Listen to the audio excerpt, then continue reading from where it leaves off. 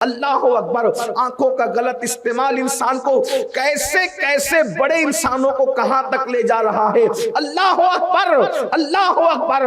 شیخ ابو عبداللہ اس لڑکی کو دیکھ کر چند لڑکیوں سے سوال کرتے ہیں، یہ لڑکی جو اتنی خوبصورت ہے یہ کس کی لڑکی ہے؟ تو کہا کہ یہ شہر کے سب سے امیر ترین انسان اور مذہب عیسائیت کا جو بہت بڑا رہنما ہے اس راہب کی بیٹی ہے۔ تو کہا اتنی خوبصورت ہے، حسین ہے، جمیل ہے، اس کے باوجود اس کے باپ نے اس کو ذلیل کیسے کیا کہ اس کو پانی بھرنے بھیج دیا؟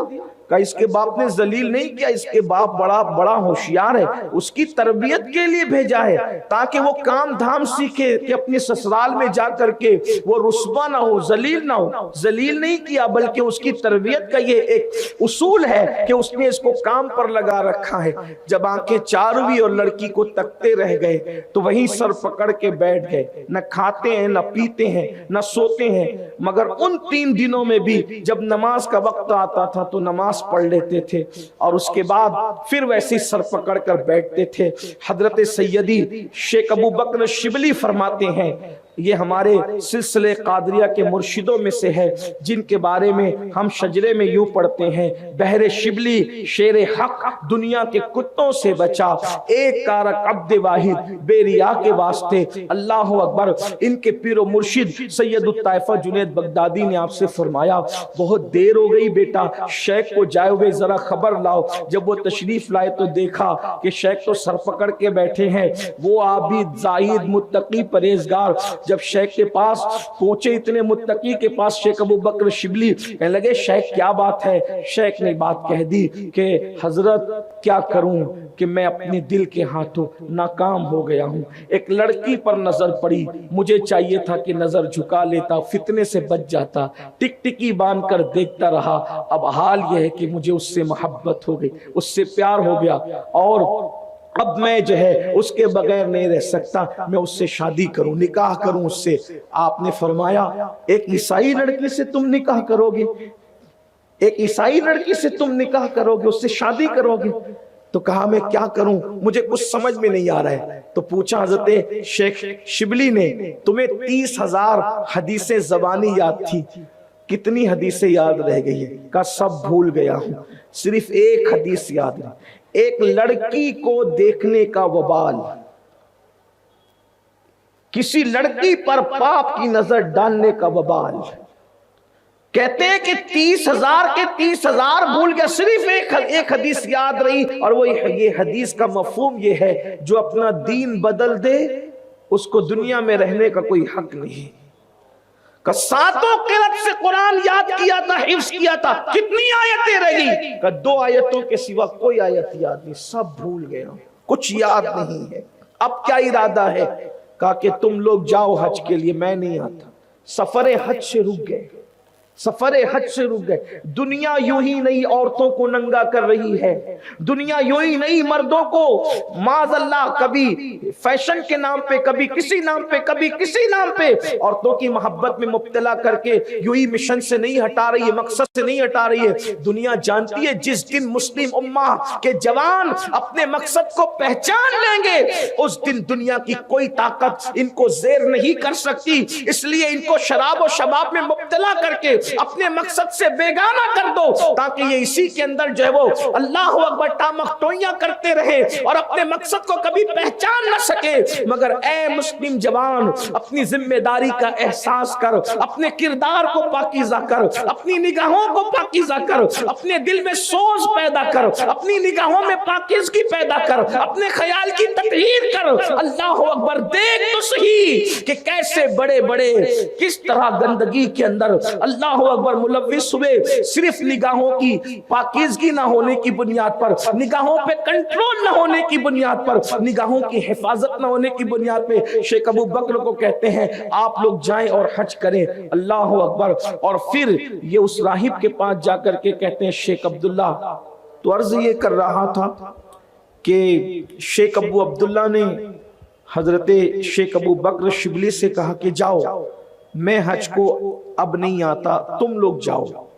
آپ حج سے رک گئے، بدنگاہی کا وبال، آنکھوں کے غلط استعمال کا وبال حد سے رک گئے، اور اس کے بعد صرف اسی پر بس نہیں، جب یہ خبر شاگردوں میں ہوئی تو سب رونا پیٹنا مچ گیا، آہو بکا کرنے لگے، بے چین ہو گئے۔ بہت سمجھایا، شاگردوں نے حدیثیں پیش کی، قرآن کی آیتیں پیش کی، اور کہا کہ آپ کر کیا رہے ہیں؟ ایک عیسائی لڑکی کی محبت میں آپ سفر حج سے رک رہے ہیں، اتنے بڑے قافلے کو، مریدین، خلفاء اور شاگردوں کے قافلے کو آپ چھوڑ رہے ہیں۔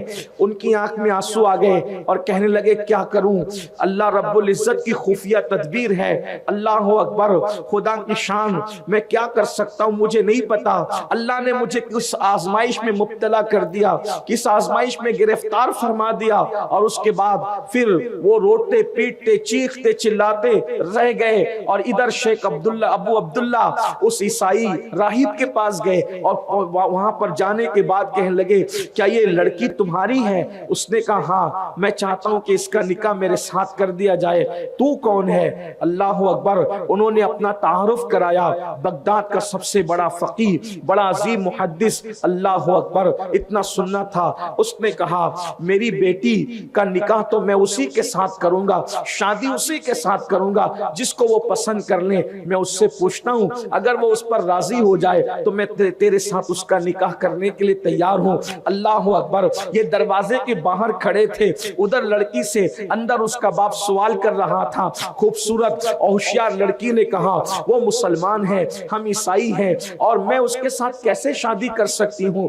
شادی کے لیے ایک ہی شرط ہے، اگر وہ عیسائیت کو قبول کر لے، اگر وہ نصرانیت کو قبول کر لے تو اس کے بعد میں اس کے ساتھ شادی کرنے کے لیے تیار ہوں۔ اللہ اکبر۔ ادھر اس لڑکی کی زبان سے نکلا اگر وہ عیسائیت کو قبول کر لے تو میں اس کے ساتھ شادی کرنے کے لیے تیار ہوں۔ ادھر اللہ، انہوں نے اپنی زبان سے کہہ دیا میں عیسائی ہو چکا ہوں، میں نے عیسائیت کو قبول کر لیا ہے۔ اللہ اکبر۔ یہ کتنی خوفناک منزل ہے، یہ کتنی دردناک منزل ہے۔ اللہ اکبر۔ زوال ایمان، بد نگاہی کا وبال، زوال ایمان، نگاہوں کے غلط استعمال کی سزا، ایمان کا چھین جانا۔ اللہ اکبر۔ میری قوم کے جوانوں، آپ کو اور ہمیں کون سمجھائے، آج ہم نے اپنی نگاہوں کو آوارہ کیا ہے، ہمارا کیا انجام ہوگا؟ وہ تو اتنے بڑے محدث تھے، اتنے بڑے فقیہ تھے۔ اللہ اکبر۔ جب کہا نا کہ میں نے عیسائیت قبول کر لی ہے، اور اس کے بعد وہ لڑکی نے باہر آ کے کہا عیسائیت تو تو نے قبول کر لی ہے، اگر تم میرے جسم کی لذتیں چکھ کر پھر یہاں سے چلا گیا تو پھر میں کہاں جاؤں گی؟ اس لیے میری شرط ہے کہ میرا مہر یہ ہوگا، مہر میں یہ ہوگا کہ 1 سال تک تجھے یہیں رہنا ہوگا، اور جو میں سور چراتی ہوں خنزیر، تجھے وہ سور میرے ساتھ چرانے پڑیں گے۔ اللہ اکبر۔ انہوں نے کہا مجھے یہ بھی منظور ہے، میں سور چرانے کے لیے تیار ہوں، لیکن تیرے باپ سے اتنی بات کر لے کہ وہ جب میں سور تیرے ساتھ چرایا کروں اور مہر کی ادائیگی میں سور چراؤں تو وہ تجھے اپنا چہرہ چھپانے کے لیے نہ کہے، بلکہ میں تیرا چہرہ تکتا رہوں۔ ہر دکھ سہیں گے، ہر دکھ جھیل لیں گے، لیکن تیرے چہرے پہ نقاب نہیں آنا چاہیے۔ اللہ اکبر۔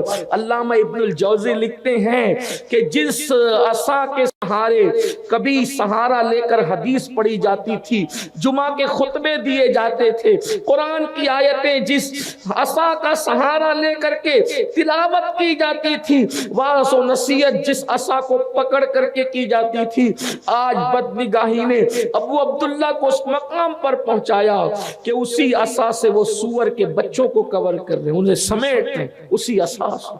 یہ حالت ہو، یہ کیفیت ہو گئی۔ یہ آج بدنگاہی کو معمولی گناہ سمجھنے والے، بلکہ گناہ بھی نہ سمجھنے والے کہاں ہیں؟ ذرا سوچو اور غور کرو۔ میرے پیارے آقا صلی اللہ علیہ وآلہ وسلم کے پیارے دیوانوں، پھر کیا ہوا؟ اللہ اکبر۔